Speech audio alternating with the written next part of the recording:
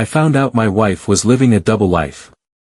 I always thought my wife, Emily, was my soulmate. We met in college, and from the moment I saw her, I knew she was special.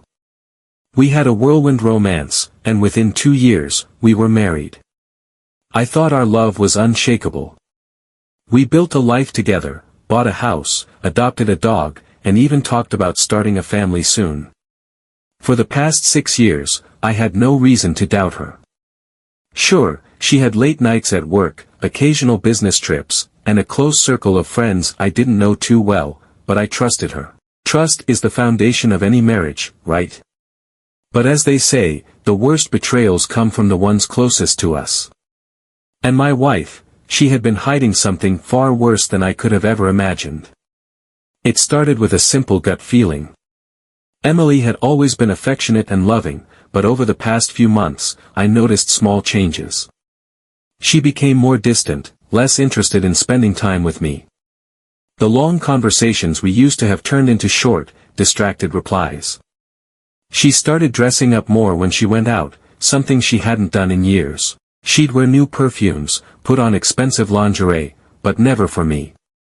When I brought it up jokingly, she laughed it off and said she was just trying to feel good about herself. Then, there was the phone. Emily was never one to hide her phone from me, but lately, she had become extremely protective of it. She took it with her everywhere, even to the bathroom. She started sleeping with it under her pillow and would get defensive if I asked who she was texting. One night, curiosity got the best of me. While she was in the shower, I picked up her phone and tried to unlock it. Wrong password. She had changed it. That's when the sinking feeling in my stomach started.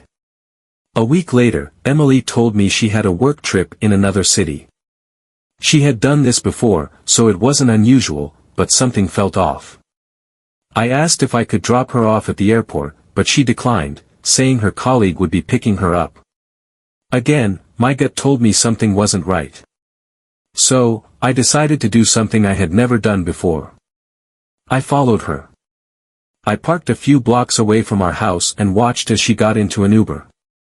Not her colleague's car. I quickly pulled out my phone and checked our shared Uber account.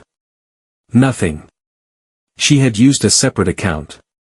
I followed her car for nearly 30 minutes until she arrived at a hotel downtown.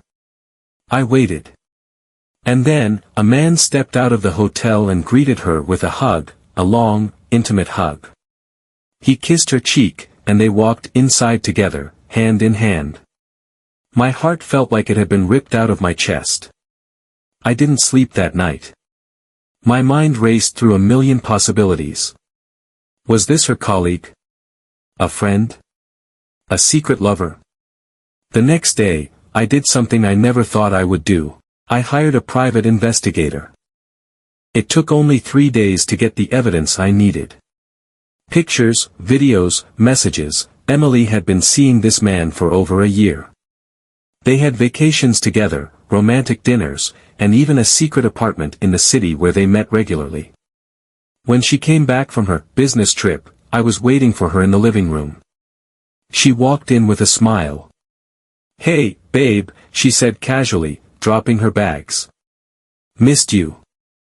I couldn't even look at her. I tossed the printed pictures onto the table.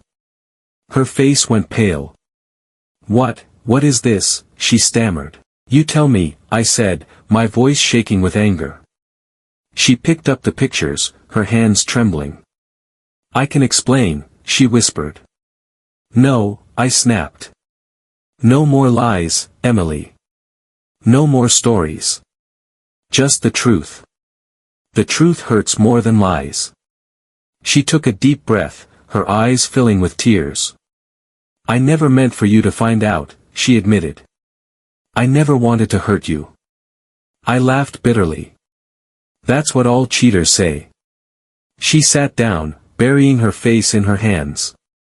"His name is Mark. We met at work.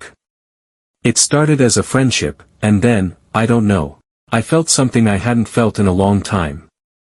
"Something you hadn't felt with me?" I asked, my voice breaking. She nodded. "I love you, but I felt trapped. Stuck in a routine.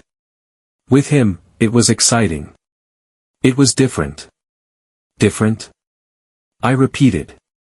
So, while I was at home, planning our future, you were out living a second life? She didn't answer. I need you to leave, I finally said. Pack your bags and go. Please, can we talk about this? She begged. There's nothing left to talk about. Emily moved out that night. The divorce was quick. I didn't fight for anything, I just wanted out. For weeks, I felt numb. I kept replaying everything in my head, trying to understand how I missed the signs. But the truth is, sometimes we love someone so much that we ignore the things that are right in front of us. It's been a year now. I've started rebuilding my life, piece by piece. I've learned to trust again, but most importantly, I've learned to listen to my instincts. Betrayal leaves scars, but those scars remind us of the lessons we've learned. If you've ever been in a situation like mine, just know, you're not alone. You will heal. You will move on. And one day, you'll find someone who truly deserves you. What would you do if you were in my shoes? Let me know in the comments below.